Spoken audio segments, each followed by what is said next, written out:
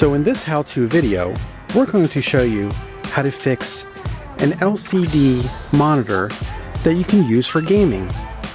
We're going to show you what tools you need. First tool you need is a hammer. Second tool you need is an axe.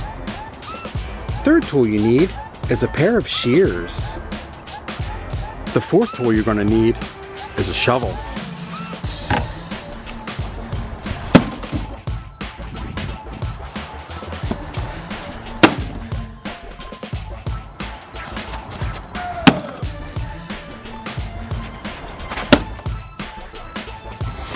Whoa, whoa, whoa.